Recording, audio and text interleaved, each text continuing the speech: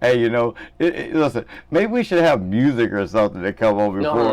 No, you don't want to be no superstar? I'll tell you, it's better to just, I think that just the whole kitchen table kind of talks, where there's not that much formality is the better way to go. Yeah. I think some of these channels are becoming too formal now, where you have counters and you have a certain time to start and you have to stop and there's an advertisement and it's too formalized. I think the best thing to do is just to have a conversation. But then we have to advertise too, to help support our channels and stuff. But it's a shame. I think this way is way better. I think people prefer this than an overproduction kind of channel. Well, I think you can tell that these podcasts that are becoming too overproduced, it's losing kind of its natural flavor. It's underground flair. Like for example, punk was punk right when it came out, but then once you commercialize punk's no longer punk. It's commercial punk, right? It's the same thing. It's the same thing. You got to stay punk. Yeah. If you don't stay punk, you're just commercial punk. That's right. Hold on, let me get my hair spiked up a little bit here. Okay. Right. So you got to stay underground. Yeah. If you're either underground or not underground, right? It's that simple. So, well, this is an underground operation. This is an underground operation, ladies and gentlemen. Get scared, because we here with Dr. Paul. And Doc, I tell you, sorry for the big, loud, long cough. I didn't think my chest and lungs were going to deal with it too much longer.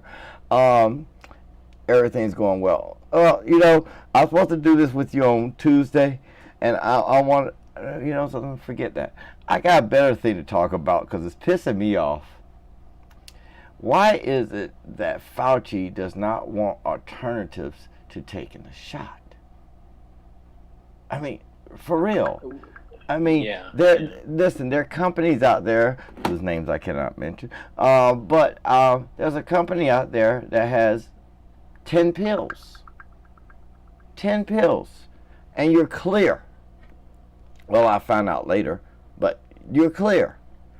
And you got Fauci over here saying, well, the only way we can do it is to have the shot. You got to have a shot. You got to have a shot. A shot, damn it. You got to have a shot. Well, here the thing is, there's two parts to this. One part is I should be smoking. Is the idea that there's the weapons program, and that for us to be inoculated for a weapons program to make sure that we as a population are more, let's say, biosecure from an enemy, you would have to have people and processes in place to make sure that whatever needs to be inoculated within the population is there. So, for example, everyone that goes in the military has to be inoculated. Well, why? Because there's biologics on the battlefield, right? And also, there's also disease within the troops. So going to war is more like war. The point here is that the population is not used to that kind of mechanized process to make sure that people are inoculated on a regular basis. So this is to get us a little bit more in lockstep to this never-ending inoculation for bioweapons. I thought you were. So that's where I'm going with this one. I think that's part of the reason. I think the other part of the reason is that there is a medical establishment out there that is just sticking to the dogma that vaccines are good for everybody, and that just seems the dogma. Now there are many out there that are starting to wake up.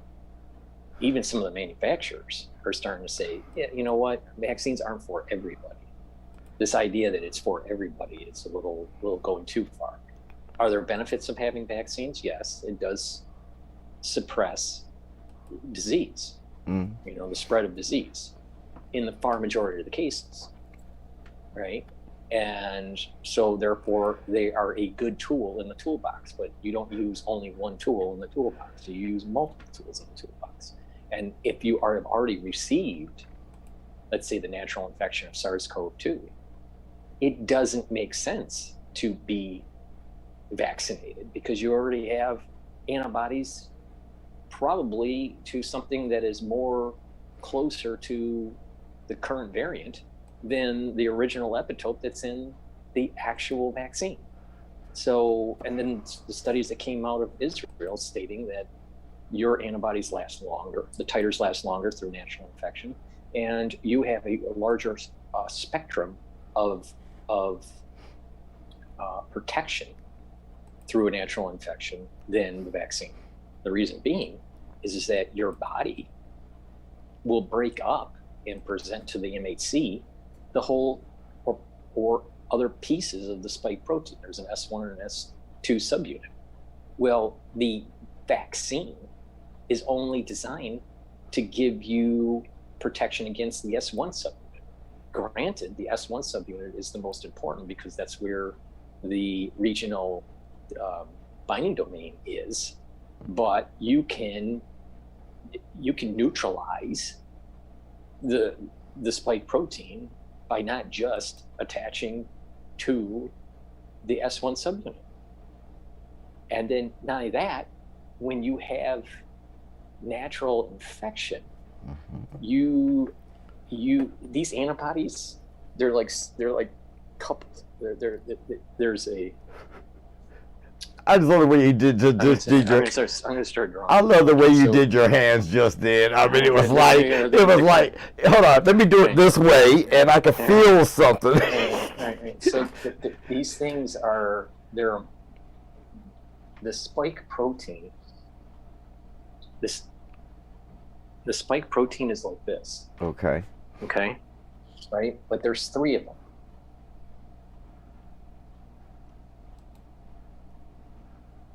Right? Okay. So one of them is called a monomer. I'm just going to draw one, but 3 of them together, they form together and they're called a trimer. All right. So if you look at it from top view, what you would see is something like this. So that's a trimer. So this is one monomer. Here's another monomer. Here's another monomer. Well, you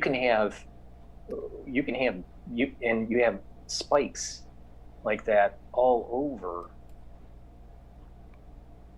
the envelope of the actual virus, right? And then there's a receptor that it binds to. Okay. Well, when you have antibodies don't just bind to the S1 subunit. Antibodies can also bind this way or this way. Internal to the monomer, intermonomer, within, intramonomer, intermonomer, or interport. No, that's not even the right word, but you get what I'm saying. Right. You can connect this way, you can connect this way, and you can connect this way, right? Well, when you're given a natural infection, you get that exposure, all right? Well, you don't have that when you have just a S1 subunit presented to the MHC.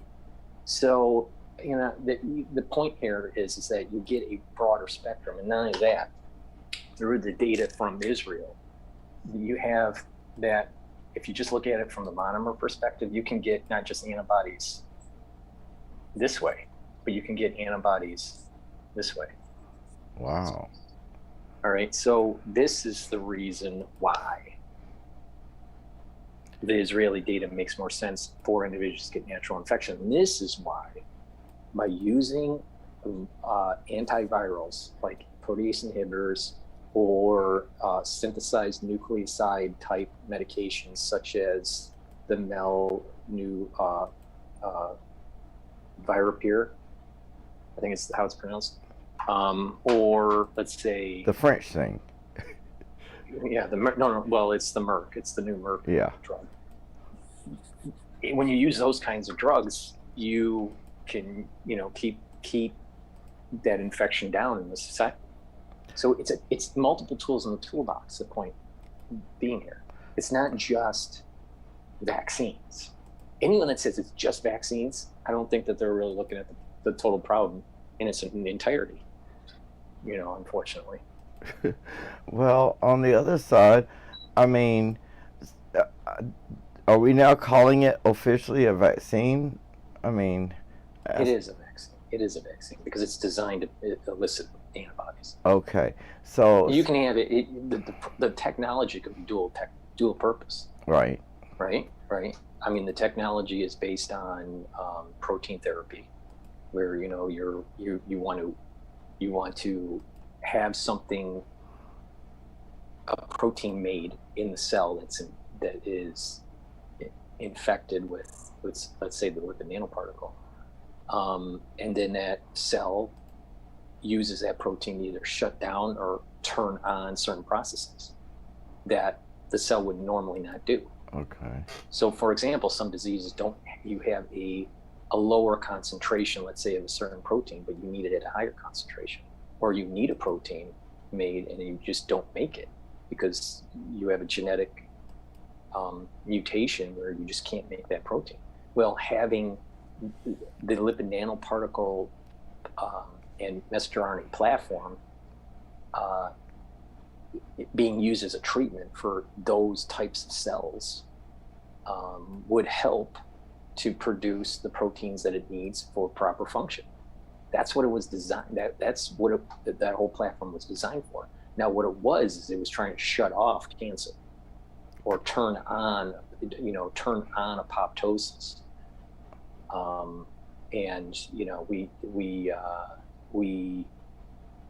So you can take that technology and put it in a more vaccine-oriented environment, such as having it with adjuvants. And now whatever you're coding is going to be elicited by the adaptive immune system to create an antibody for that particular protein. So when people say is it a vaccine? It is a vaccine. You could take a non-messenger RNA vaccine, okay, such as an adenovirus. All right, we use adenoviruses for vaccines for a long time. Well, if you don't add adjuvants in the adenovirus vaccine, and the adenovirus actually infected a cell and put in the cell genetic code for it to create a protein, then you have exactly the same thing as you have a lipid nanoparticle messenger RNA platform, and then it's gene therapy. The early days of gene therapy were using viruses to code for proteins. The problem is that it's not that effective, and that's the reason why Moderna's platform is better. Well, first I would like to say welcome to Robert Banfield, Cowboy Bob, and also I gotta say howdy to our boy Ronald Farrell Jr. over at C4OC Radio. Big Ron is in the house, George is in the house, and everybody's watching this wonderful presentation, and I hope y'all sit around because you're going to learn something. Now, let's go back to we know that they want us to take the shot. Let's just be honest. The shot's more important to them because it's paid for, so to speak. You know what I mean?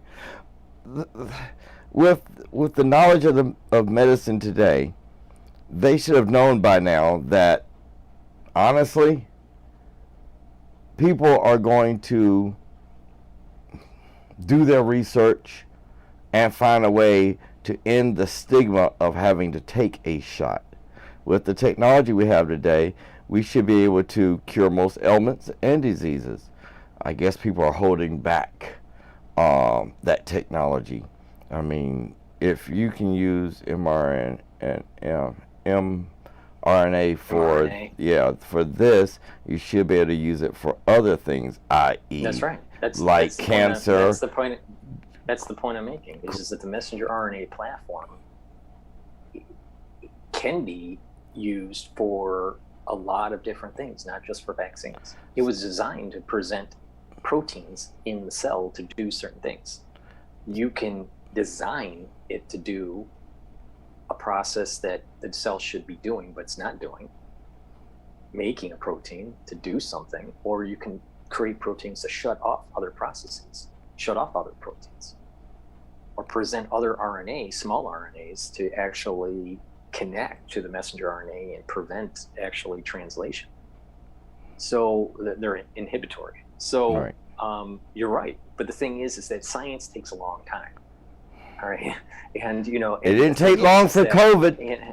Yeah, well, that's true. But the thing is that this was in development for actually a long, you know, it's been in development for quite a while. It wasn't just off the shelf and then administered. It was developed for quite a while. There are problems with it. And I think that they swept under the rug to really dive in to what those problems are. And they were just gambling. I still hold the thesis that the weapon is not the vaccine. The weapon is the virus. The antidote is the vaccine, because they don't have good therapeutics to make sure that in a military setting, your soldiers could still get it unless they were inoculated. So, like, for example, you have two arms of therapy, okay? All right. One is to make sure your soldiers are inoculated from the weapon. The other therapy is, let's say, using Merck's drug or something like it, okay? Let's say an antiviral, okay? Okay. So with that, if you are dropping the weapon on the battlefield, you have the potentiality of having that virus infecting your soldiers on the battlefield and therefore weakening your position. So from a military perspective, you are better off inoculating than using, let's say, the Merck drug. And this is the reason why vaccines are pushed harder for the military than, let's say, therapies. Now, you have to extend it to the population. Once you drop biologics, you can't control biologics, especially if it's airborne. So if it's aerosolized, because of that, it will eventually come back to your society. It may take 2 years, it may take 6 months, but it will eventually get to your society, and therefore you have to, at the societal level, now you have a two-pronged approach. You try to prevent the infection by having your population inoculated. But if you do have, let's say, breakout infection, or not everyone is inoculated, there should be enough herd immunity that's happening in the population to keep it at bay, to keep the infection from exploding into a pandemic. But in those cases, when you do get the infection, you use the other leg of therapy, which is like the Merck drug, or remdesivir, or monoclonal antibodies, or whatever. So when people are too focused on, I mentioned this at the very beginning of my channel last year, okay? You have to make sure that you are focusing on the right elements of the BioPatriot Act. If you have a problem, you have to ask why 5 times to get to the root cause, usually. The root cause of this, the root issue, is that we were making a weapon that we should not have done. We were playing around with fire, and we made a virus that was for a weapon system. And now people are going to have to either lean on therapies like the Merck drug or other therapies, or the vaccine. Mm-hmm. But the military knows that its best defense is the vaccine, not therapeutic, in terms of making sure that you have a society that is able to fight. See, if you get SARS-CoV-2, right, you have the potentiality of getting the myocarditis, and for the young, or let's say they get it at age 15 or 16, all right, they get the myocarditis, they won't be able to serve in the military because they won't be able to run, okay? Yes, it is true that people are getting myocarditis through the vaccine, but the chances of having pulmonary and cardiovascular issues with the natural infection is far more increased than actually through the vaccine program. I am not promoting the vaccine program. People are misinterpreting me. I'm just stating that there's a reason why the vaccine program is there. It is to get people used to the fact that the military is making weapons and that they're trying to inoculate us from those weapons or potential weapons that could be dropped on us by China. I believe that this weapon system was originally designed to drop it in Syria, and that it was going to be dropped probably around 2018 or 2019.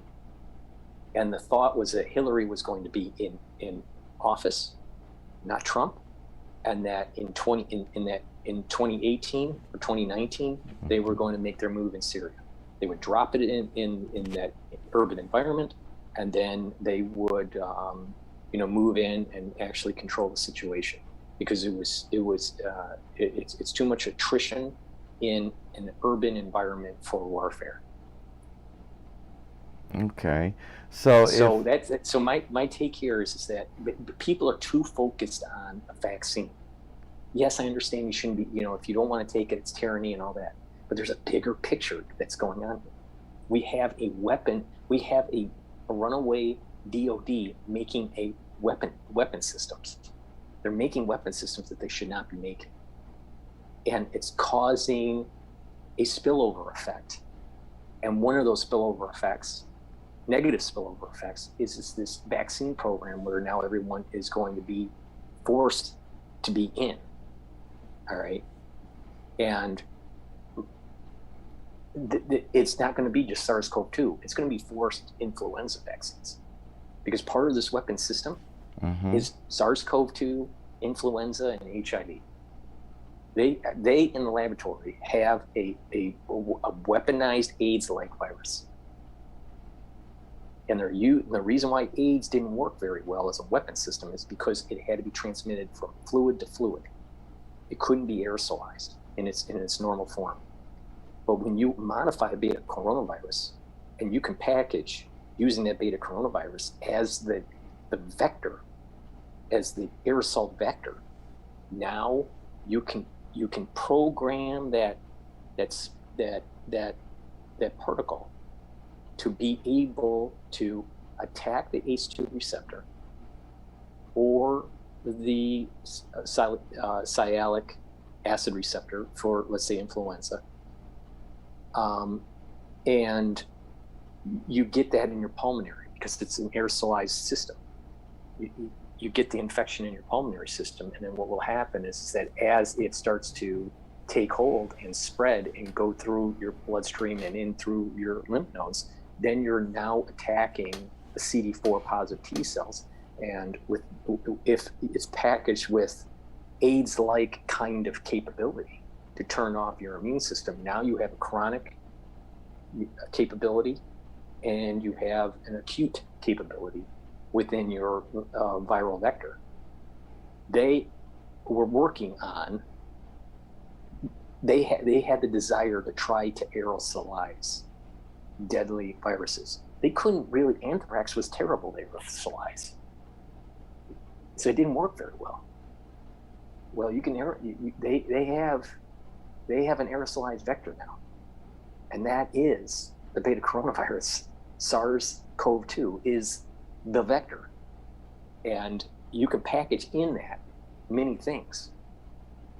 The beta coronavirus has 30,000. The SARS-CoV-2 has about 30,000 base units, nucleotides for its genome. 30,000. That's a lot. HIV has about 8,000 to 9,000. You can package 3 HIV genomes in this package that I'm talking about. there's a reason that they picked this size. It allows for it to become dried and aerosolized. Mm-hmm. And then on top of it, it is large enough to have a payload that you want to put in.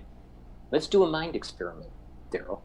If you have a SARS-CoV-2 virus Mm-hmm. package and you gut it out and you put in the genome for, let's say, AIDS, HIV, okay, and it infects the cell, all right, what do you have? Do you have SARS-CoV-2 or do you have HIV? I have literally an HIV because, right, exactly. and I can shut your immunity down. I can shut it up. Exactly. I got the kill switch. It's a Trojan horse. What's really the virus is what it codes for. Right. And that's exactly the point that I'm making. And Barrick's group were developing vaccine vectors using beta coronaviruses at the same time that she and Barrick were doing the experiments for SARS-CoV-2. Barrick and Sims were working on beta coronavirus vectors for vaccines for influenza and for HIV. Well, and that's all funded by Fauci's group. Well, at that same time, that's the antidote to the weapons program that was covert, and that is using beta coronaviruses as a means to attack CD4 positive T cells by modifying the payload, modifying the payload and modifying the package outside, the spikes proteins. Make it look different, spin it around. Yeah, you can design it in such a way where it's making the spike protein and a fully functional glycoprotein, glycoprotein 41 and glycoprotein 120. Hey, I got a question. I mean, I want to get rid of some of the BS that people hear about this virus and the therapeutic/vaccine. Can you put a magnet on your arm after you get the shot? That's BS. Okay. That's BS. Because there's not enough magnetism that's in the vaccine to even have that happen. That's totally BS. Does it have nanobots inside? No. Okay. Is it loaded with any black goo or some alien life forms, or is it going to change you? Is it going to make you a robot or a follower of MK Ultra? Here's the thing, and there was this one doctor that looked under the microscope and was seeing weird shapes. Oh yeah. Okay? Yeah. Now you got to remember that at what temperature was she looking at? You got to remember these messenger RNAs vaccines are lipid nanoparticles, right? And they have it's called PEG 2000, right? Well, it has a very complicated polymer as a component of the lipid nanoparticle to have a certain strength and to have a certain shape to protect that messenger RNA, but it's at a very low temperature. Well, if you look at anything that happens to be like a lipid, right? And you're using PEG 2000. Well, you're going to have odd shapes as it's thawing out. Like ice, and when it changes to water. It's a little bit more like if you froze like chicken soup. I got you. Okay, and you look at the actual broth, and it has different shapes and stuff. But when it's fully thawed out, then it goes back to its natural consistency. All right. Well, this is the thing that I'm talking about. Is that what was the temperature she was looking at under the microscope? And now that as it's thawing out, it will morph and change kind of the shapes of the lipid nanoparticles. Some of them may be coalesced. These lipid nanoparticles may kind of fuse, and she may be looking at those. All right. And this might be the reason why it's adding to the autoimmune disorder. is that maybe it depends on the consistency of the thawing as it's being put into the body on how it reacts.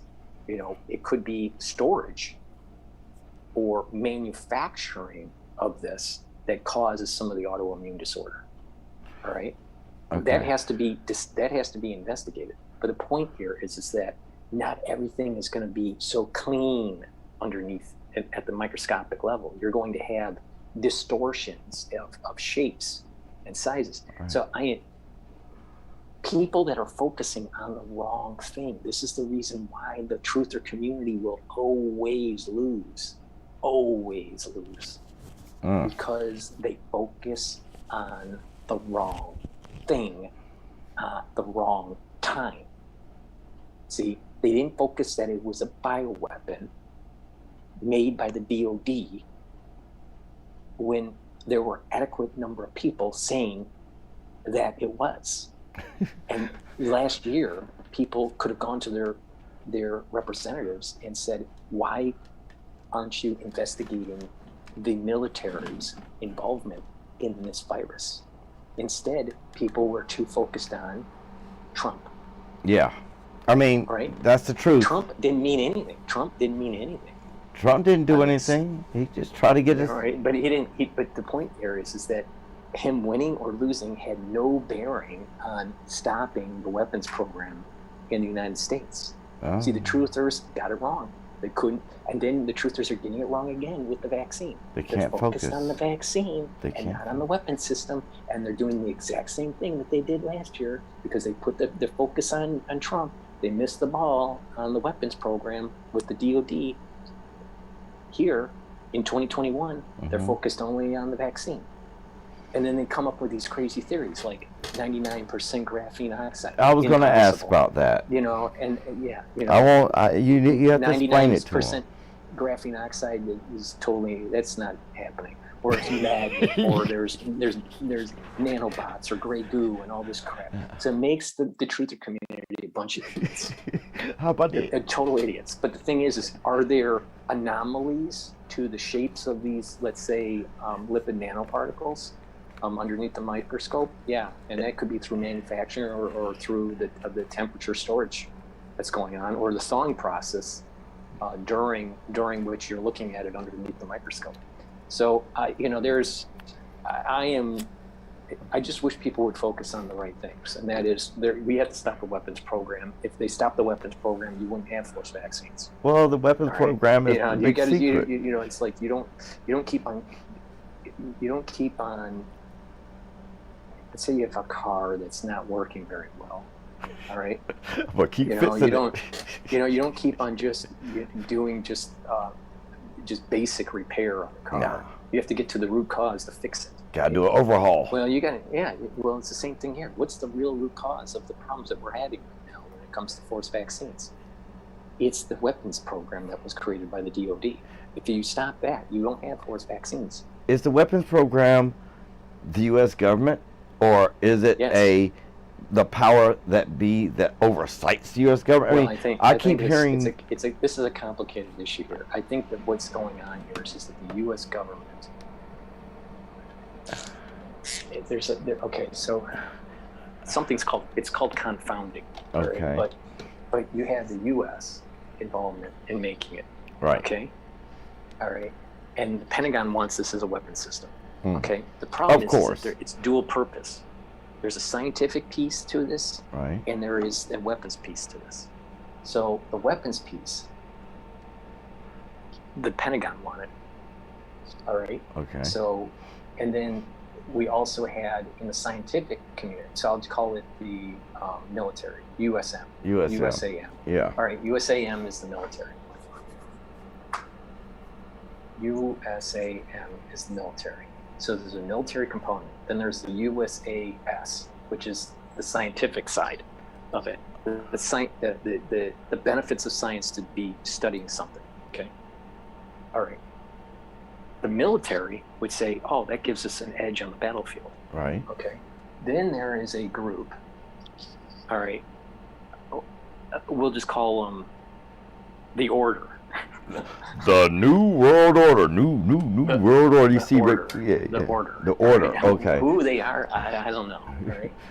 Well, the order goes. They know what they're doing. Okay. So they do a back channel and say, you know what? We're going to help fund this scientific endeavor. Okay. And then that is going to be worked with China. Just to let you know, you got a bunch of questions in the chat over here, so we'll keep going. All right. So that's being worked with China. Mm-hmm. And then what happens is then China realizes, China S, says, oh, they have capability. This is through the 1,000 Talent Program, and then they're feeding that into China M. Okay. Which is China military. Right. Okay. Now they have capability. They wanted that capability, just like the U.S. military wanted the capability. The order wants the conflict between the two, so that they can have more financial resources coming to them to create a better. They're building the conflict between us. Okay. But they use the back door through EcoHealth Alliance. Ah. And this is tied. The order is using the WHO and EcoHealth Alliance to feed the S part of it. But it was dual purpose. But here's the point: is that that there was a reason to have the technology for the military. And a lot of times, and Malone said this, when you're doing this, there's dual purpose. That's right. There's a scientific purpose and there's a military purpose, right? And then you had the funding mechanism. Okay, you had a funding mechanism that's going on through Fauci's group and EcoHealth Alliance to fund this research, and there was a collaboration with the P4 lab. They get the technology transfer, and don't forget France. And then all of a sudden, the order now can dictate, create this conflict between us and the Chinese. So hold on. So we always say China, but we also forgetting that France was involved and other nations were involved. And that's a bigger issue. I'm trying to make it as simple as possible for these. But there are other actors. Well, who helped fund this scientific research at Wuhan? It was not just Fauci and EcoHealth Alliance. And not just the United States. It was also the Australians. Yes, I was going to mention that. So, I mean, there was the EU component to this. So you go to the EU. And how funny. And then the Aussies, Australia. Britain, Aussies, French, right. Italians, Russians. But they're sort of coordinated by the order. So hold on. Now, we still want to know who the head of the order is, but let's get to these questions because I don't want to lose all these wonderful people. Let's start with my man. Hey, Johnny Webb, what you been up to, bro? Johnny Webb asks, is the VMAT2 being affected by taking this jab? VMAT2 being affected by taking this jab. Hold on.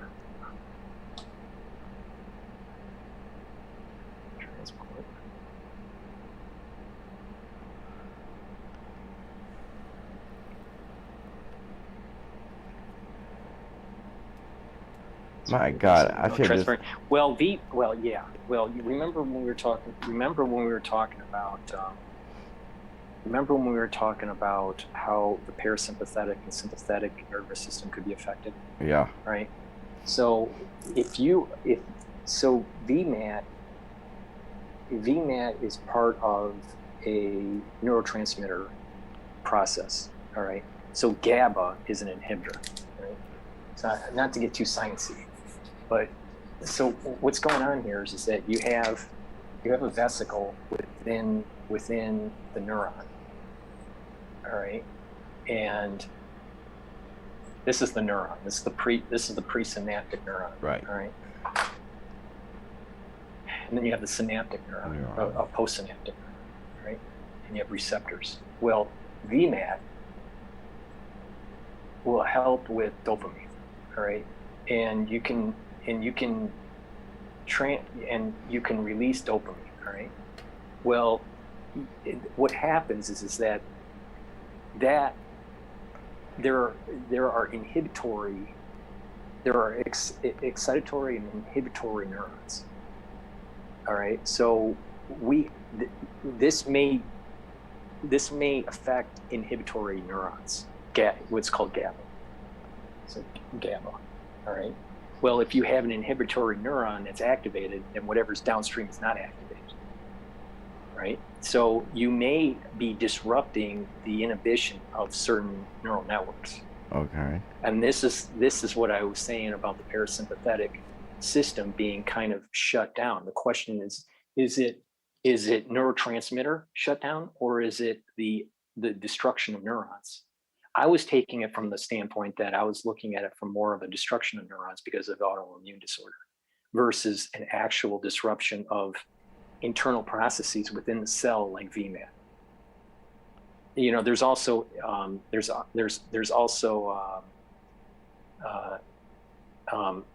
also something called MDO, but or MOD. I think it's MOD. But either way, the bottom line is that can you have cellular processes disrupted by the vaccine, yeah, or by SARS-CoV-2, or do you have antibodies that are produced from the infection naturally or through the vaccine that are actually destroying the neuron, and attacking the neuron? I've been focused more on this capability than the actual VMAT capability. Okay. I was more on the inflammatory side, autoimmune disorder side than actually upregulation or downregulation of neurotransmitters. I'd have to look into it a little bit more in terms of papers that are specific to VMAT. But I would say that in the early infection, there are cases of downregulation of parasympathetic system. And then further enhanced through long COVID. So with long COVID, it makes more sense that it's autoimmune disorder. In the acute phase, it may actually be disrupting VMAT. So it may not be this one or this one. It could be both, depending on where you are in the infection phase. Or something outside of it all. Right. But definitely there were disruptions in our nervous system, especially the parasympathetic, because people are going in tachycardia. Well, that's the sympathetic, right? So you need the parasympathetic to slow down your heart rate. Well, people that have long COVID have tachycardia, not bradycardia. So their parasympathetic's not slowing down the heart. Well, you can slow down the heart with muscarinic receptors that are M2. So the sympathetic, this sort of ties into GABA, but I'd have to draw it out. But the point I'm making is you got a heart, right? And you're getting a signal that is using the sympathetic beta 1 adrenergic receptors. That's contracting the heart, but it's also it's contracting harder, right? So that's like your sympathetic tachycardia kind of thing. Well, then you also have another signal coming in, right? That is M3, muscarinic, and not M3, M2, M2. Yeah. And M2 is so beta 1 adrenergic receptor is like norepinephrine. Okay, well, you have muscarinic, which is, let's say, acetylcholine, right? Well, if you activate M2, then you slow down your heart. So there's this balance between tachycardia and bradycardia. Well, if this is inhibited, somehow damaged, or the neurotransmitters aren't shooting right, all right, then this will not be able to control the heart, and you go into tachycardia. Got it. Right? So this gets shut down. Now you can get it shut down by more GABA or less is, less activation of acetylcholine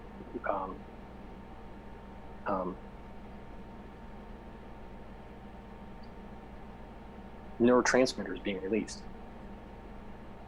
These neural networks are complicated. They're not just one way. I mean, there's inhibitory and excitatory networks within the system. So Lindsay said the vaccine is like shrapnel damage. The vaccine is like shrapnel damage. Well, I guess maybe in our system. I don't know. Yeah, maybe. I mean, it's different than that. But the point here is that I was more focused on the actual vagus nerve being damaged through inflammatory process, and the antibodies attacking the vagus nerve. Wow. Okay, next question, real quick. Whew. Man, bro, you got a couple of good ones. Hold on, I gotta go back, Errol. I thought it was easier to do it by sit here on my phone and watch the questions go by. You know what I mean? All right. Next question. Derek Spillner asks. Let's go. Hold on. Gotta go. Jeez. All right. I'm on too many screens. All right. I didn't get in fear of graphene oxide, but the next question is, hold on, gotta go to the other one.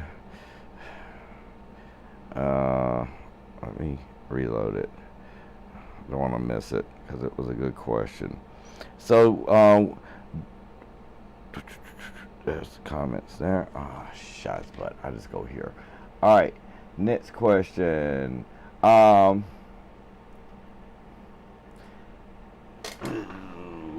are we at? So is the vaccine good or not? Do we even need the vaccine? It's too complicated. It's not that simple. Just put it as a yes or no. It's not like. And this is the problem. This is the problem with the American community. Is that everything is a yes/no kind of thing. It's more complicated. Like I said, to run the heart is a multi-neural network process. Right. That has lots of feedbacks. Well, this is the same problem. It's complicated. It's not good or bad. It's a dumb question. I mean, I don't mean to be mean or anything, but it's a dumb question. If someone is asking that, then they don't fully understand the totality of what I've been saying for the last year and a half, almost 2 years. All right, this is that it's complicated. Everything about COVID is complicated. There's no such thing as good or bad. If someone's saying it's good, then they're a Fauci. If someone's saying it's bad, then they're a tenpenny. And it's way more complicated than that. So I'm going to try to briefly explain it. All right. The vaccine can be good, and it depends on which vaccine you're talking about. Okay, so let's just talk about vaccines in general for SARS-CoV-2. There's the messenger RNA vaccine. There are the adenovirus vaccines. There are in clinical trials a protein vaccine. Yeah. There are the inactivated vaccines that are from Sinovac and Sinopharm from China. There's the two-pronged approach for not just one adenovirus, but two different types of adenoviruses. That's in the Sputnik vaccine, right? The Russian vaccine. So, there's many different types. The Indian vaccine is the protein vaccine that's coming out. There's the nanoferritin that came out by the military, using the ferritin protein and put the spike inside, it self-assembles, and you can use that as a presentation. So there's many different types of vaccines. All of them elicit antibodies. Some elicit antibodies better than others. All of them cause harm to some degree. So to say, is the vaccine good or bad? it's like saying, does chocolate taste good? Well, some people don't like chocolate. Some people like vanilla. All right. So there's a little bit of a preference here, and that preference is about a risk factor. That risk factors are dependent on your own genetic predisposition, or personally, or family history. If you have an autoimmune disorder, chances are taking the vaccine may not be a good idea. If you don't have any autoimmune disorder or any history of, let's say, vaccine injury in your family, then it may be prudent to be taking the vaccine. Now, the messenger RNA platform isn't long-term studied, so you don't know what the long-term effects are of it. So you're dealing with an unknown there. The adenovirus vaccines, they're much more long-term studied in terms of as a technology, right? And so they're a little bit safer and a little bit more well known to understand what the long-term side effects are. All of them have side effects. All of them. There's never not a side effect. But the thing is that if you step back and say, do you take the vaccine or not? That's should be your choice. And if you are taking a vaccine, you are most likely reducing your chances of getting a severe infection of SARS-CoV-2. Your chances of that severe infection radically goes down versus not taking the vaccine. But there are variants. But the thing is that but on the other hand, if you take it, you may fall into the 0.001% category of vaccine injury versus, let's say, a higher chance of getting severe COVID infection. So if you look at it from a logical standpoint, you have a higher percentage of chance if you don't take the vaccine, you won't get vaccine injury, right? But you will have a higher percentage chance of getting SARS-CoV-2. And then you, like, for example, I'll work this out. So you have SARS-CoV-2, all right, COVID, all right, if you don't take the vax, no vax, and vax, all right? No vax and vax. And the question is, you know, what happens about when you get COVID, all right? No vax, in our society, the chances are you're going to get, let's say, a 75% chance. I would have to work out the numbers, but I'm just using it as an example. 75% chance of getting COVID with no vax. And that's being nice. Okay. All right. And if you have a vaccine, chances of getting COVID, let's say, is 10%. Okay. Now, I'm using this as an example. I'm not saying these are the real numbers, but you get the point. All right. Now, if now that's disease. Now the question is, what about death? Well, if you get no vax, if you get it, you have a higher percentage chance of dying, right? Right. We did the calculation. Let's say it's about 1%. All right, about 1%. Maybe it's 2%, but it's you get the point. It's low. You get a low percentage of death. Okay. With the vaccine, you're at 0.001% chance of dying. Supposedly. Right. Okay. Now, complications. long COVID. No vax, the chances of getting long COVID, let's say, are 5 to 10%. With a vaccine, let's say long COVID, and that could be broken down into getting the vax and getting the actual infection later down the road, and being a carrier, and being right. Yeah, so this gets a little complicated because there's vaccinated group that doesn't get infected, vaccinated group that does get infected. But just to average them all, to get long COVID with vaccine, it's maybe 1% or less than 1%. Okay. Now, if you talk about injury, let's say autoimmune disorder. No vax, safe. Well, no, autoimmune disorder does happen with with non-vax group. Because myocarditis has been documented for natural infection for children. Ah. I was one of the first ones to mention this on my channel about this. So let's just say autoimmune disorder from SARS-CoV-2 non-vaxxed, let's say is around 2 to 5%. But my question is, autoimmune disorder with the ones that have been vaccinated are probably in the range of 2 to 5% of the ones that have been vaccinated. All right, this might be a little bit higher. Yeah. It may be as high as 10% of the vaccine group. But you see the point that I'm making, right? I mean, these numbers aren't precise, but you see the movement that I'm showing. Is that the disease group is radically increased if you don't have the vaccine, right? But your chances of long COVID are increased than having the vaccine.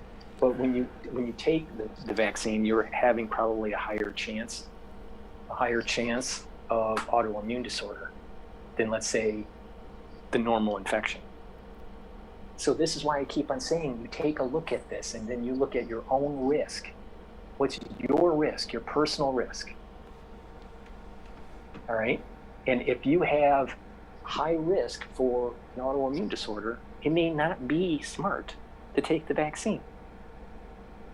Again, it's also, are you in a high risk area? It's also about what you do. People that are in the hospital, that work in the hospital, they're in healthcare, they're exposed to people that are sick, most likely with SARS-CoV-2. So they have a high exposure rate.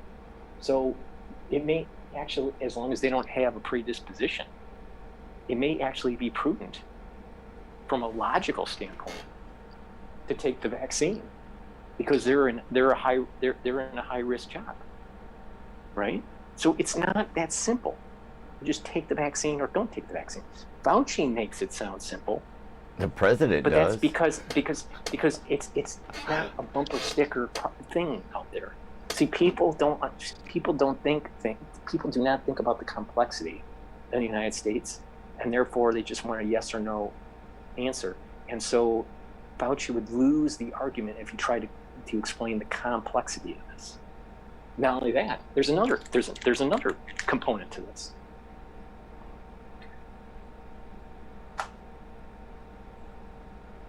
Antibody-dependent enhancement seems to be increased. It's increased with the vaccine group, not in the non-vax group. You get more breakouts through the vaccine than you do with the non-vaccinated group. That's weird, isn't it? Because there's a selection pressure, right? So it's not that simple. It's not as simple as a cookie. That's why I keep on saying it's not a cookie cutter solution. And then you go into Hoskins effect. Hoskins effect, where your antibodies are elicited. You get an infection that is a newer variant, and you're locked into an old epitope. So you have increased Hoskins effect potentially with the vaccine group versus the non-vaccine group. So you're damned if you do and you're damned if you don't. Exactly. That's why I say it's about looking at your own risk and you making the decision, because it's not as simple as saying take the vax or not take the vax. There's gonna be some people out there they'll get some sort of autoimmune disorder or some sort of blood clot or death or something like that, or this long COVID through the vaccine. You can get long COVID through not the vaccine, non-vaxxed. Sounds like Marvelous Marvin Hagler. I've known people that have long COVID, and it wasn't because of the vaccine. It was because of the SARS-CoV-2 infection. They were working in a hospital setting, and they got it from a patient. Jeez. So, so it's not that simple. It's not. It's like, is it good or not? There's some vaccines have a higher titer level. The Moderna and the Pfizer have a higher titer level after the second shot. than, let's say, some of the other vaccines that I mentioned. So if you look at it from a titer level perspective, then one particular vaccine is better. Well, if you look at it more titers, that means you have more antibodies. Well, if you have more antibodies and you happen to be in a category that you may cause autoimmune, then you have a higher chance of an autoimmune disorder because you have more titers. Damned if you do, damned if you don't. Right. So that's what I'm saying is it's not so simple. But if you take this knowledge and you zoom out 50,000 feet, and someone was asked, take or don't take, and you can't explain this, it's just that, take or don't take, you have a lower probability, if everything is equal, you have a lower probability of complications and getting a disease if you take a vaccine than if you don't take the vaccine. But not everything is equal, and there's a lot of complications. But so that's what I'm saying is that it's not so cookie cutter. You're worse than Fauci. You're worse than Fauci. Yeah, at least you're explaining it. But the thing is that this is what's happening. Right. This is what's been created. It's not, anyone that says it's simple is not really looking at the data to see that it's not that simple. But everyone wants a bumper sticker. So what happens is because it's bumper stickered, you have two camps. One camp is saying don't take it, and you have another camp saying that everyone has to take it. Sounds like media, advertising, marketing. But it's hard to explain. It's hard to explain the complexity of this. It's not so cookie cutter. I think it is true that if you take the vaccine, you lower your chances of getting the severe infection of SARS-CoV-2. That's a fact. It's also true that you have a small percentage chance. You have a small percentage chance, but in the power of numbers, it's in the hundreds of thousands. Over 500,000 people have already documented, and it may be approaching 1 million, have had some level of vaccine injury through over the 300 million doses that have been administered in the United States. So about 1 million people have had some level of vaccine injury. Some of them are transient. Some of them go to the other side of the spectrum where there's death. So but on average, you are more protected if you take the vaccine than if you don't take the vaccine. And this is why I keep on saying that the truther community gets it wrong when they keep on focusing on the vaccine. They should be focusing on the weapons program that was made by the United States government and further developed in China. And we have to shut that down, or you're going to have a lot more of this type of vaccine, these vaccines. I guarantee you that you in a year are going to hear that you are forced to take the flu shot. Oh, yes. You are going to be forced, once it passes FDA approval, you will be forced to take HIV shot. That is where this is going. And the reason why it is being allowed to happen is because the truther community was too stupid to focus on the weapons program, and all they did was focus on the vaccine. And they've been listening to these stupid people that are talking about 99% graphene oxide and nanobots and magnets instead of focusing on the ball, and that ball is weapons program. Because this would not have happened if it wasn't for a runaway DOD, a rogue DOD doing things that they should not have been doing, and these generals wanting weapons systems, biologics, to be in their portfolio to use on the battlefield. Oh, okay. But so when forced vaccines aren't the fault of Fauci. Forced vaccines is the fault of the truther community being too stupid to focus on the ball. And that ball was the weapons program that was being done by the DOD. And so all these truthers that are like, well, I don't want to take a vaccine. Well, you're too stupid to focus on the ball.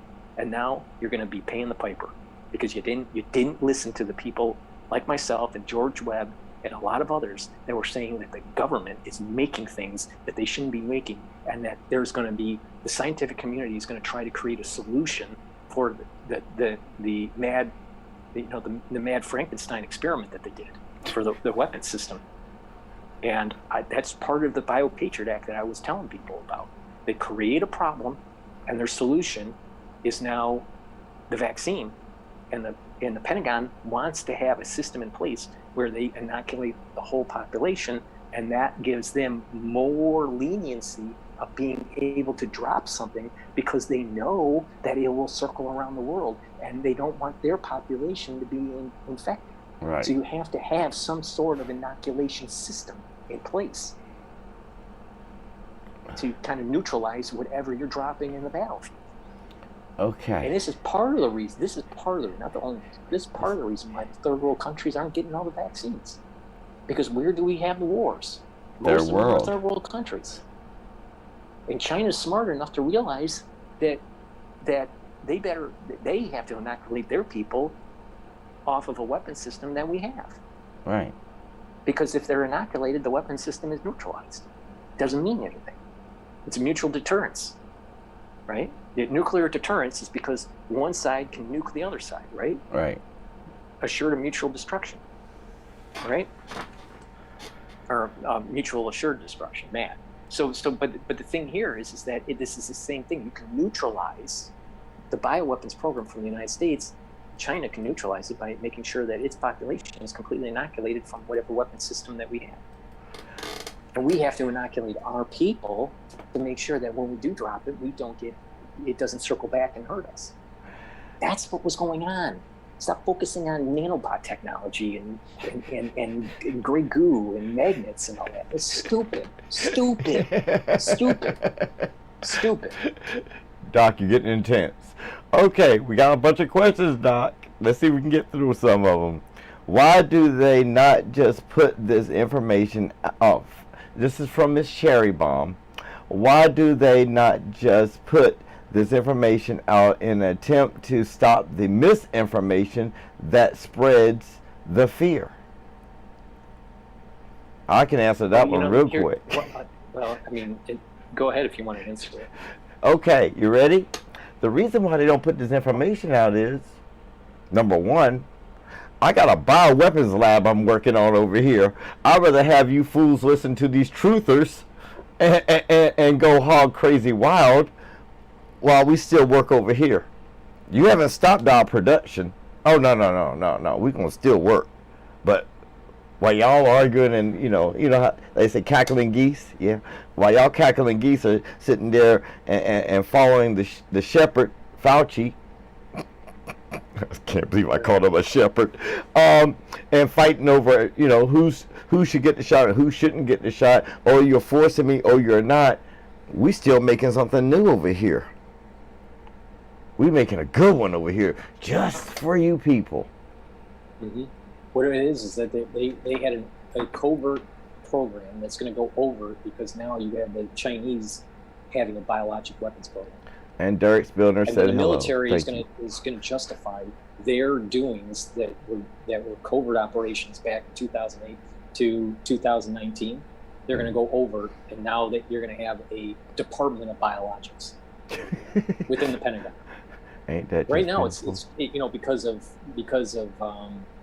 international convention for war. That's somewhat dark operations. Those are black ops.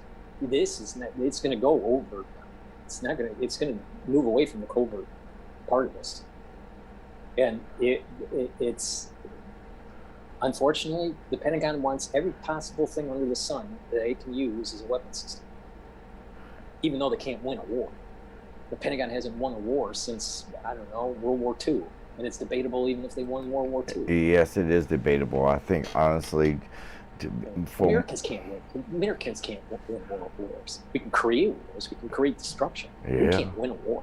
We haven't won a war since 1945. And then we got our asses kicked at Pearl Harbor. Hold on. Sorry, that was DOD allowed. Think about that. DOD allowed. We want to get rid of our old planes and ships. But it's not that. It's not because the military personnel can't win. It's because of our generals are too stupid. Our generals don't fight them. Oh my God, we're talking about our favorite general who's up there right now, the Mr. Traitor. Miley's Yeah. Miley is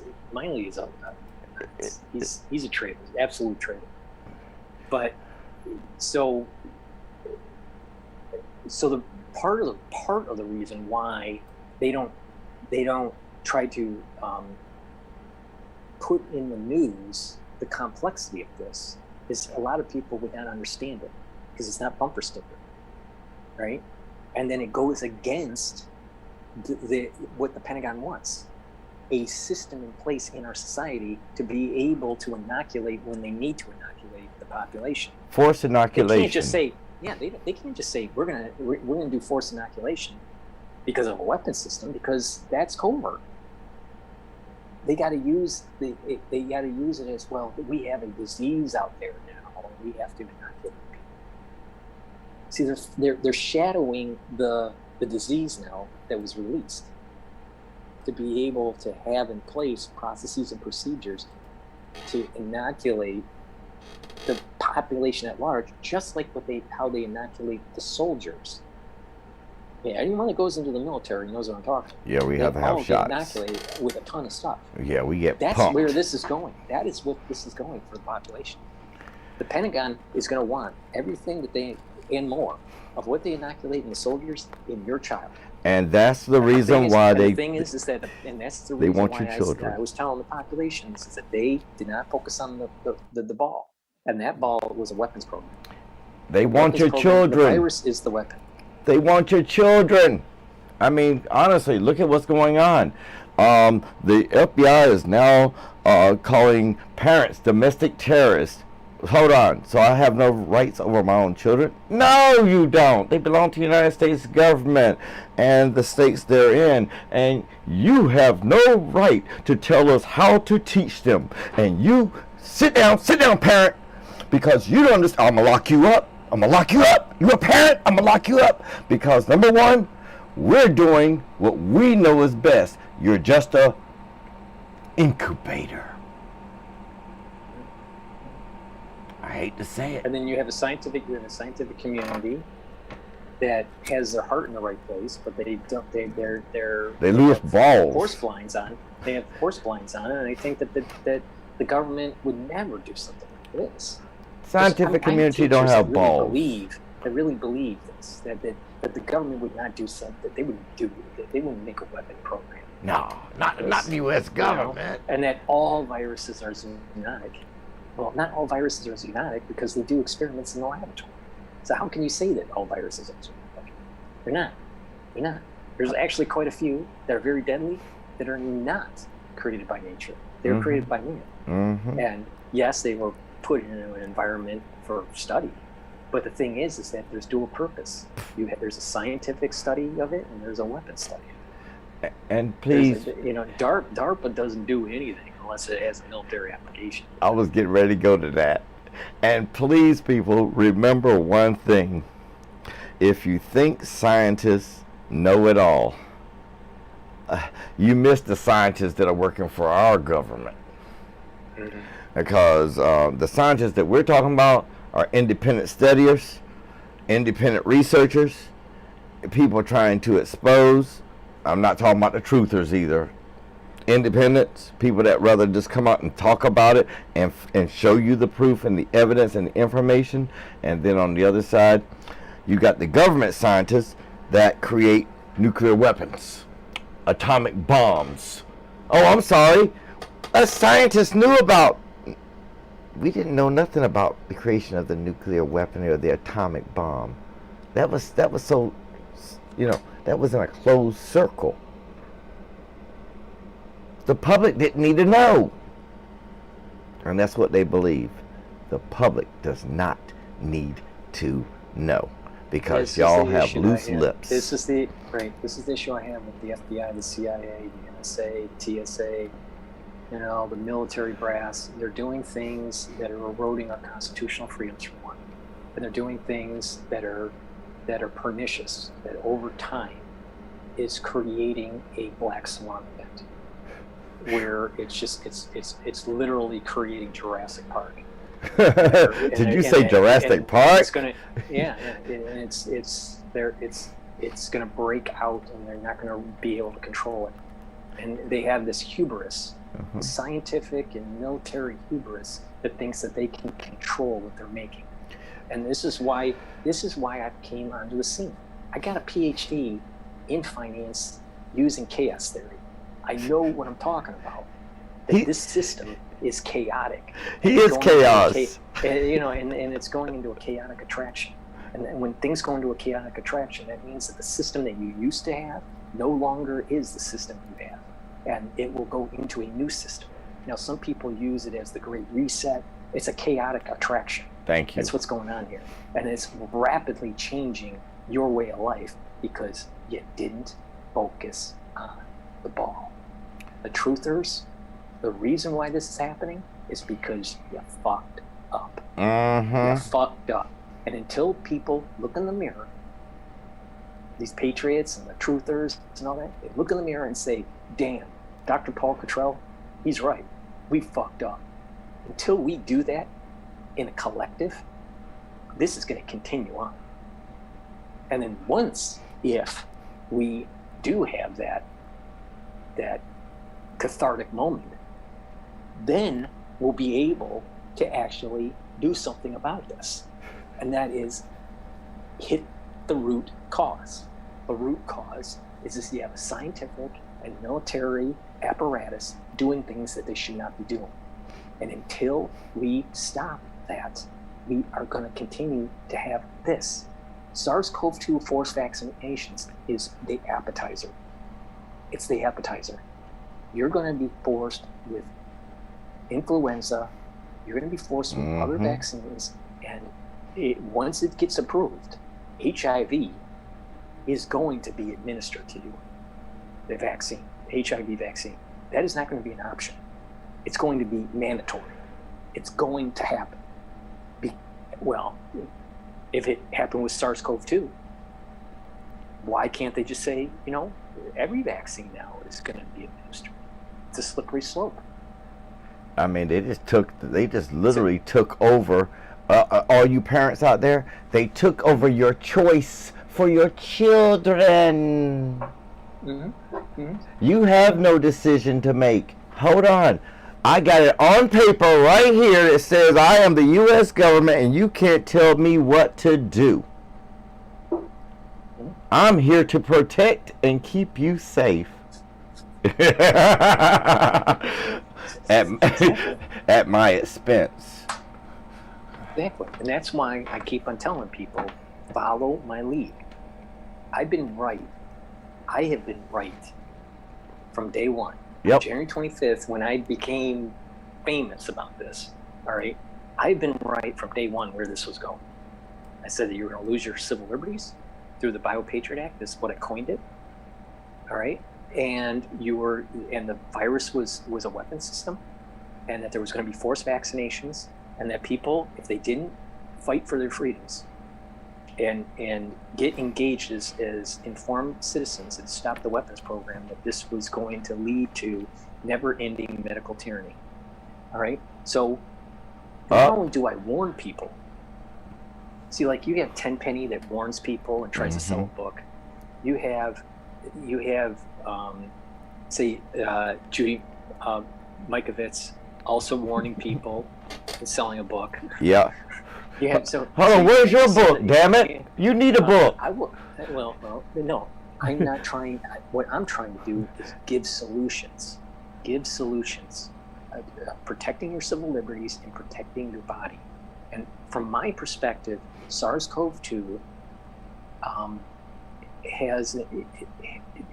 there's an inflammatory response that especially with the vaccine, it can be controlled, all right, and reduced.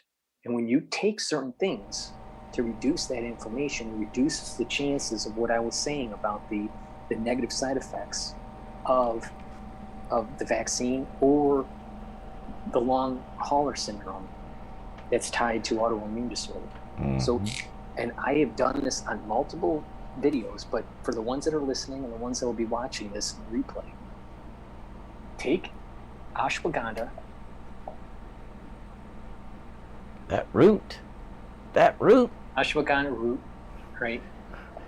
And then I have this on my store. You take ashwagandha, you take resveratrol. Hold on, that's the packages in your store.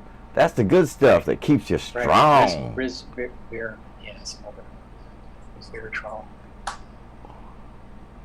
And for Dirk Spilner, he asks, is your guest vaccinated? It's not my guest, he's the host. And yes, he was vaccinated, kicking and screaming, because he is in medical school. He is also was a scientist that was doing research. And to be in a research facility, you had to have it. And he was kicking and screaming. He did not want it. He had to travel. He did not want it. He did not want that shot. But the only way for him to keep getting his funding to expose this reality, he had to do it. But, you know, at least he's strong enough to be still here with us, giving us this vital information. And anyway, all the scientists that are labs workers had to take the vaccine. The question you should ask is, which vaccine did he take? And let's see. So I had to take the vaccine to be in medical school. It was forced, and so I was forced vaccinated, and I took the Johnson & Johnson J&J because it was a one-shotter. It had the least number of antibodies in the titer, so it would reduce the chances of potentially an autoimmune disorder. And because of logistics, I didn't have time for a two-shotter. I had to also take other shots for medical school, and I didn't have time for the wait of the 4 weeks between the two-shotter for the Moderna. So I preferred the Johnson & Johnson. And he was kicking and screaming when they forced him to take it. And I'm going to say the word force vaccinated. Same as the nurses out there who are fighting it. Force vaccination. I'm trying to remember, but I got so much in my mind because of medical school and the exam. I'm blanking out.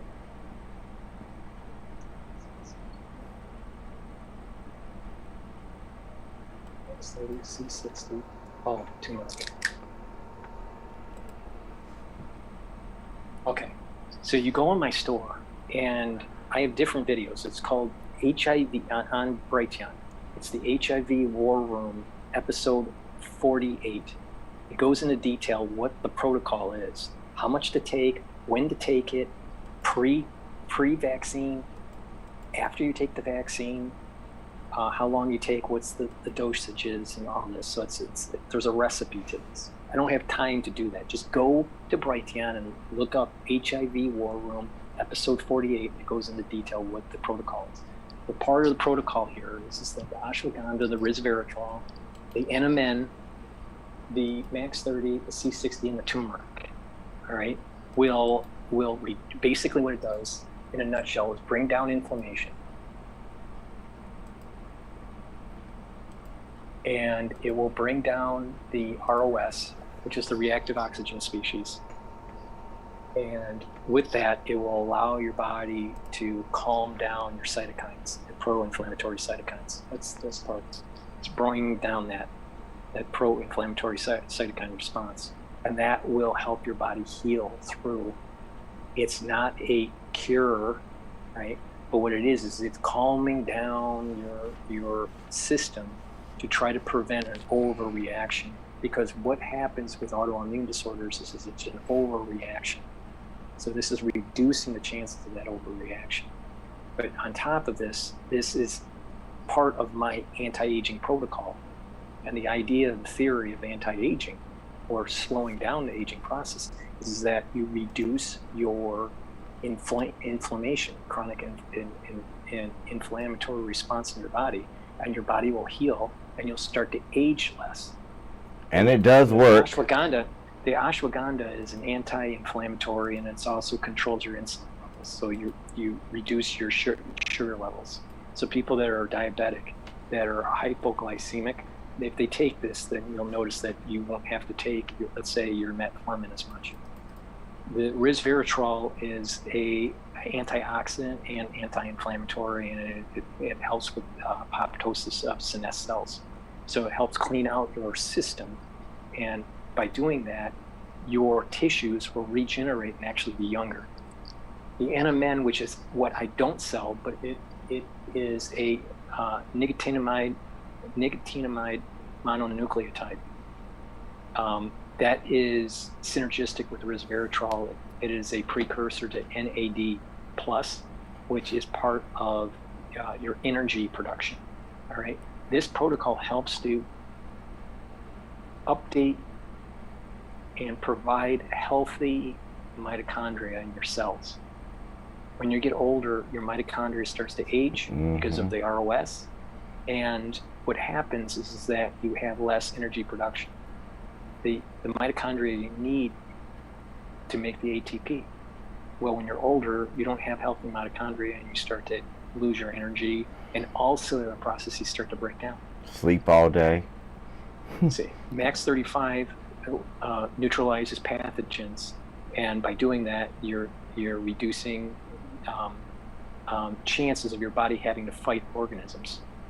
All right, I have to parse my words legally, but pathogens means parasites, bacteria, and viruses. So it neutralizes these things. C60 is a very strong antioxidant. So it has anti-inflammatory response, and it has the reduction of the ROS and helps with the mitochondrial health. And the turmeric is anti-inflammatory. So the recipe is on HIV War Room, episode 48 on Brighteon.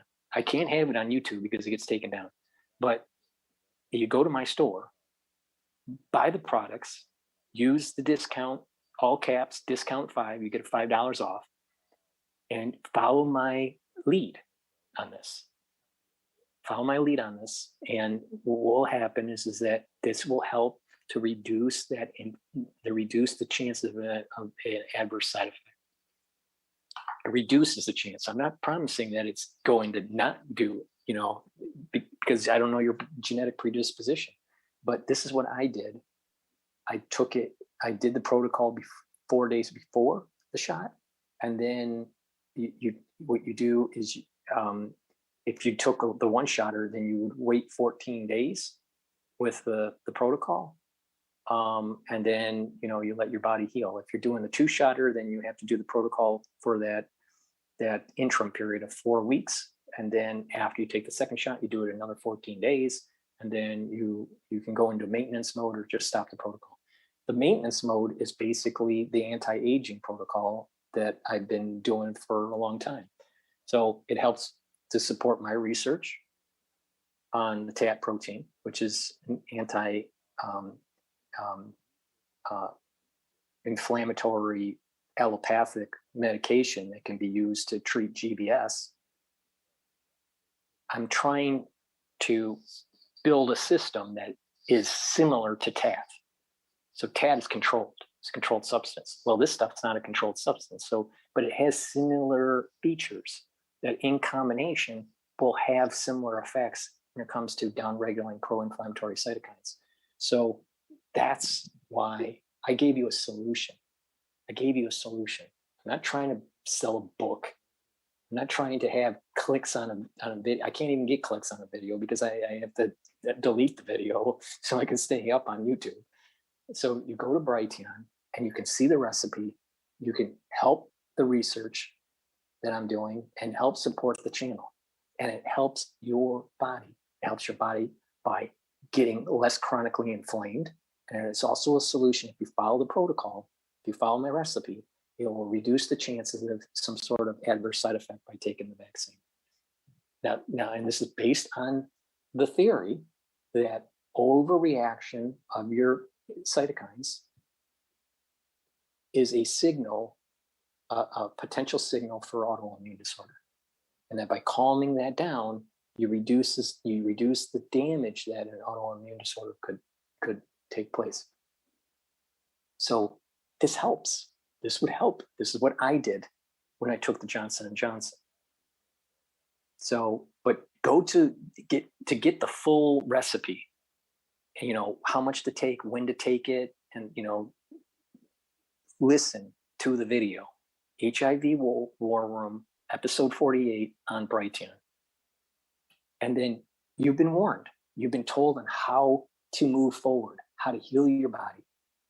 Because this recipe not only helps with the vaccine and reduce the potentiality of an autoimmune disorder, but it is bringing down chronic inflammation and letting your body heal. The body is an amazing healing mechanism, an amazing machine to heal if you give it the proper environment, the proper nutrition, the proper mental health, you know, the proper sleep and diet. The body can heal itself. This is to give it that start for you to go into a more healthy lifestyle. Hey, I got a question. It's from Sherry Wilson. He said this is great if you've been vaxxed. Sounds helpful even if you weren't. Is it That's safe true. for those of us with autoimmune disorders to take these? Yes. I know people that are taking ashwagandha, C60, and the turmeric that have Hashimoto's syndrome. And what happened was is that they actually didn't have to take their thyroid medication. Hashimoto's syndrome is basically an attack of the thyroid. And when you attack the thyroid and destroy the tissue, you can no longer produce T3, T4. So what happens is that if you can calm down that autoimmune disorder and reduce the cellular destruction, then what will happen is the body will be able to heal to a certain degree and be able to produce in that particular person the T3 and T4. And so this is the point that I'm making. If you reduce the attack, you have the chance of letting your body heal. But you got to do it before your cells are completely destroyed. If you wait too long and your beta cells and, you know, let's say in your pancreas or your alpha cells in your pancreas are completely destroyed, then it's too late. But if you catch it early, you have a higher chance of healing, or at least stopping the disease progression. Like, for example, the TAP protein that I've been experimenting on stopped the disease progression of multiple sclerosis. All right. The experiment that I just did recently was using the TAP protein to actually reverse the effects of GBS, the Guillain-Barré syndrome. It's a central nervous system disorder caused by autoimmune issue, either through, it can be caused by a vaccine or through, let's say, a pathogen that you create an antibody that's similar to self and it starts destroying certain neurons, certain peripheral nervous system neurons, myelin sheath on there. So that's how I came about this whole idea. You reduce the inflammation, then you will reduce the chances of further disease progression. And you give it the body the chance to be able to heal when it can heal for certain organs. If there's too much necrosis, that, you know, certain areas in that organ are going to be done with. It's already fibrotic, or, you know, it's done. But the areas of the organ that are not fully destroyed, then it has a chance of healing. But yes, the bottom line is that this is a way to reduce inflammation in a maintenance way to help heal your body and slow down aging. So if you're a healthy person and you're doing this, you're going to slow down aging. If you're diseased, if you have a disease, then this will help give the ingredients for your body to try to help heal the body, especially if it's because of overproduction of pro-inflammatory cytokines. Not all diseases are overproduction of cytokines, right? Of pro-inflammatory cytokines, but a lot of stuff, a lot of diseases are. So by doing this, you have a chance of healing. You're getting closer to a normal life. All right. So that's my observation for what I do with my body, but also an observation clinically in the laboratory setting. What I'm seeing with allopathic medications that reduce pro-inflammatory cytokines and they're trying to help diminish autoimmune disorders. So hopefully that helps, but yes, you can do both. It's to help for the vaccine to reduce the pro-inflammatory response because it has adjuvants in it. The vaccine has adjuvants, and this is trying to counteract that. And then the other aspect is that you're trying to help heal your body. That's non-vaccine related. And Daryl needs to get off the phone.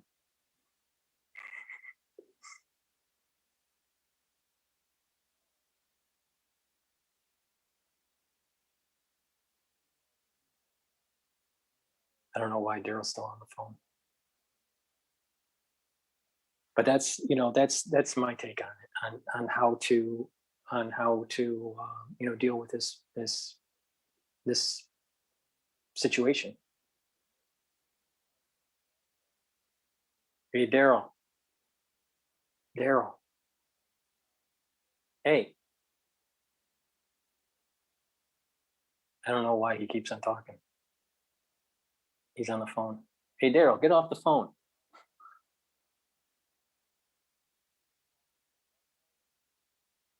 I don't know what he's on the phone for. But I'll transition to this. So you can go to my store, the-studio-reykjavik.com, and purchase my products, and you'll help support my research, and you'll get some good stuff. The protocol for taking the vaccine is on HIV War Room, episode 48.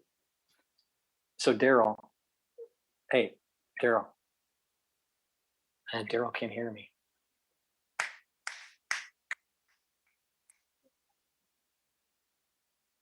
Sorry, I was talking to Dan, my boy Dan Perkins right here. I got another one for you. Hold on, Dan, for a second. Next question is from Lindsay Cook. So, what are some of the high risk factors for autoimmune disorder? Because my mom already has been diagnosed, and I've started to have neural stuff already. Only half vax is being half vax, like being in neutral with Pfizer. Well, let me answer the half vax question. So when you get vaccinated, the first shot, then your IgMs are at a certain level. And then you start getting a certain response for your IgGs. So you have IgGs and IgMs. Those are your antibodies. And what will happen is over time, they start to go down. So it is better in terms of number of titers, number of antibodies, to actually have a second shot. Because what happens is that in the second shot, your IgMs will bump up again instead of coming down, but your IgGs on that second shot will really radically go up. Okay, and hopefully you can see this, but what will happen? They radically go up compared to the first shot. And that gives you more neutralizing capability if you get the virus. And so you have a much higher titer level. So, quote, half vaxxed isn't as beneficial as fully vaxxed. And this is part of the reason why the Johnson & Johnson is actually going to be going into boosters. once it's approved by the FDA. So the FDA. So now what is interesting here is that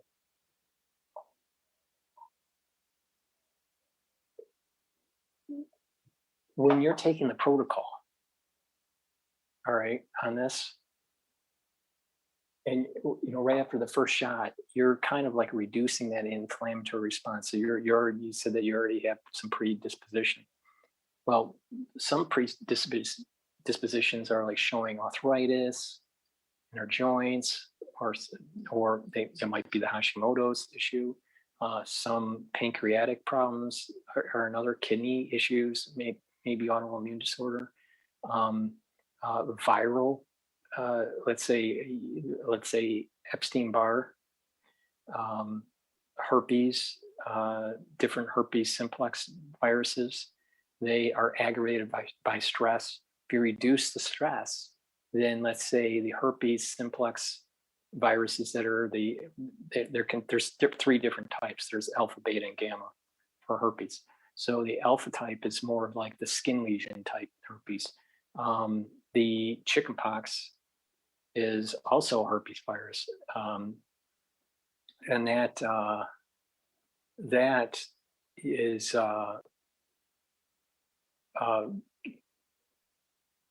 also alpha. Now you go to the other side of the spectrum, gamma herpes viruses, then you're now going into Epstein-Barr. So if you reduce that stress, then you don't reactivate, let's say, these types of mechanisms, these viral mechanisms in the cell. So it just depends on what the predisposition is. But yeah, I mean, so if you have a predisposition, taking a second shot, well, it's producing more antibodies, may actually elicit an autoimmune response. So this is the reason why I keep on saying, trying to calm that system down to try to reduce that inflammatory response and cause that autoimmune disorder. That's the theory on trying these anti-inflammatories, right? So yeah, hopefully I answered your question on that. But that, in let's say, in a perfect world, assuming no autoimmune disorder, a second shot, when you just look at titer levels, number of antibodies in the serum, a second shot will produce more antibodies to neutralize the virus. That's a true statement. Now, life is complicated. More antibodies means more chance for an autoimmune disorder, especially if someone has a predisposition. And this is why I keep on promoting the idea of the protocol. Okay, Daryl. Let's see. I'm looking for more questions right now because this is really getting interesting. I thought he said it definitely was. Okay. Is there a way to undo autoimmune disorder? Well, in a way, yes, and in a way, no. If you have, there's different types of autoimmune disorders. You have things that are maybe more genetic, and then maybe acquired. So if it's acquired, let's say you have a pathogen, and you get antibodies against the pathogen, but the antibodies against the pathogen are very similar to certain proteins on your body, then that's acquired. Well, you have memory cells. You have memory cells that are kicking out these antibodies, right? And if you're chronically inflamed, then it'll always have a high level of antibodies in the bloodstream. Well, if you bring down the inflammation, right, then it's going to reduce the number of antibodies in the bloodstream. And then over time, these B cells, memory B cells, will start to diminish. But it takes time to do that. All right. So as long as you don't have an inflammatory response, then it will calm these down and not produce more antibodies. So that's acquired, let's say, autoimmune disorder. So yeah, over time you can. The first phase is you're getting the lowering the titer level in your bloodstream. It takes about 100 to anywhere 100, maybe 120, anywhere from 100 to 120 to 200 days. 100 to 120 days to kind of have new red blood cells. Some people can have it go all the way up to 200 days. So there's a recycling, right? Well, when you have that recycling, then you're recycling your antibodies. And then over time, after 200 days, you have less antibodies. Okay. Well, if you're not having a new reaction, a new inflammatory cycle, then you're going to just keep on over time reducing your antibodies even more, right? And you'll have less titers. And then over time, when the B cell is no longer needed, these start to go down. So this is over a longer duration. This is why I keep on saying about maintenance. The longer duration, then you're reducing the chances of reactivating that response and making more of the memory cells. And if the memory cells are no longer needed, they slowly get rid of. They slowly go away. Now, there's another type of autoimmune disorder where it's more related to genetics. All right, and then you have your body. Your body has code, right? And that code is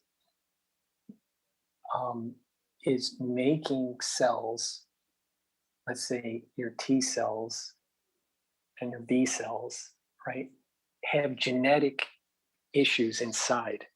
In the DNA, there's mutations, all right? And they will overreact. Like, for example, there's something called CMYC and NMYC. All right. And these are actually genes that they can amplify or be overexpressed. So amplification, this can be amplified. CMYX can be amplified, or NMYX can be amplified, and CMYX are overexpressed.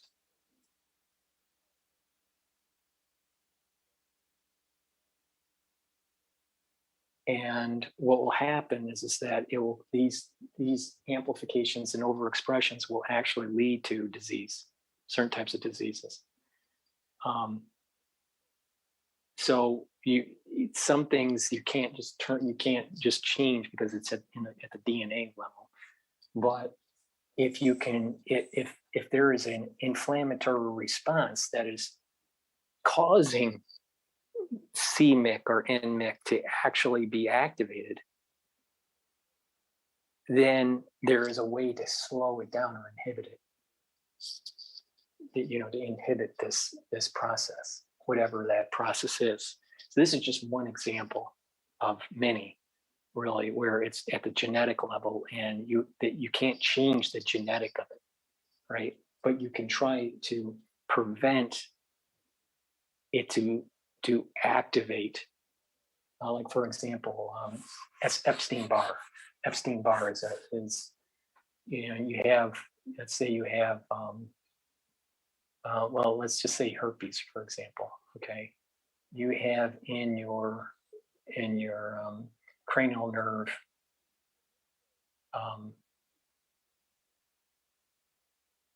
you have a ganglia, right? And this is your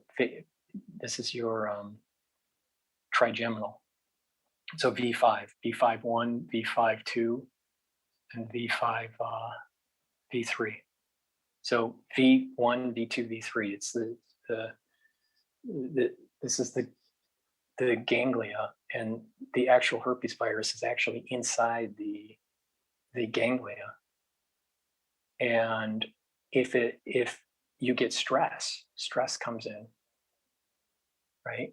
That's an inflammatory response. You get an inflammatory response, and it reactivates the virus, and it travels down the actual nerve, and then actually elicits, some sort of lesion. Well, here it's inside the cell, causing the problem, and it doesn't get activated unless it's through an inflammatory response.